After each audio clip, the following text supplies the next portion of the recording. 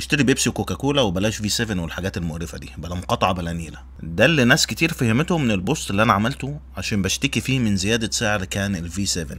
انا قايل وموضح في البوست بتاعي، يا اما ده جشع من تجار الجمله او المحلات. ما جبتش سيره الشركه ولا المنتج خالص. في بورسعيد هنا هتلاقيه عند اغلب المحلات والاكشاك اقل حاجه 17 جنيه وبيوصل ل 20 جنيه. وشوف بنفسك كده وانا بسال بعض الاكشاك والمحلات، واسف على جوده التصوير. في 7 بكام؟ في 7 17.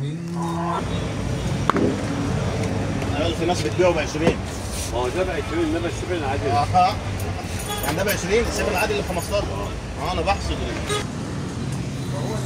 اه كنز ده بكام؟ 20 ده بكام؟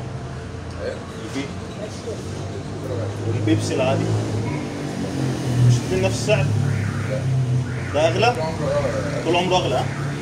البوست بتاعي ملوش علاقه بالشركه، ملوش علاقه بمصنع في 7، المشكله في التجار. وقلت في البوست لازم يبقى فيه رقابه على الاسعار، واديت مثال ان هو موجود على امازون ب 13 جنيه 75. وانا ما بقولش الناس تشتروا من على امازون، انا بضرب مثال بس عشان الحاجه على امازون المفروض تبقى اغلى من المحلات، عشان امازون بتاخد نسبه على البيع. لو في تاجر بيبيع على امازون، امازون بتاخد عليه نسبته غير المكسب بتاعه. وقلت حتى لو شركه في 7 نفسها هي اللي بتبيع المنتج مباشره على امازون ب 13 75، المفروض في كل الاحوال ما يوصلش في السوبر ماركت لغايه 20 جنيه، اخره يتباع ب 15 جنيه لان ده السعر الرسمي.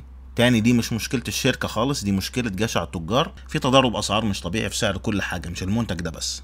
دي علبه تونه شاريها النهارده ب 65 جنيه من سوبر ماركت مشهور في بورسعيد. روح حضرتك اسال على العلبه دي او اي منتج تاني عند كل سوبر ماركت، شوف هيبقى بكام. دي نفس علبه التونه من محمود الفار نفس اليوم، شوف سعرها بكام. فرق السعر ده ايه؟ كل محل بيبيع بسعر على مزاجه. انا مش فاهم ازاي الناس فهموا كلامي على انه هجوم على المنتج او الشركه نفسها. يمكن انا معرفتش اوضح كويس في البوست، ويمكن انا اكون غبي، عادي بتحصل. واحده مثلا بتقول ان انا بعمل دعايه للمنافسين والشركات المقاطعه، وان هي دخلت على صفحتي شافت المحتوى بتاعي وفهمت منه ان انا بتاع دعايه واعلانات. لما تكون هي فهمت كده يبقى هي عندها مشكله.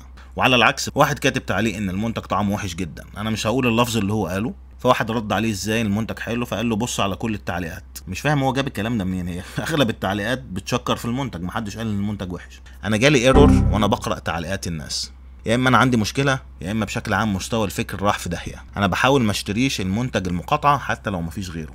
مفهومه دي ولا محتاجه توضيح؟ سلام.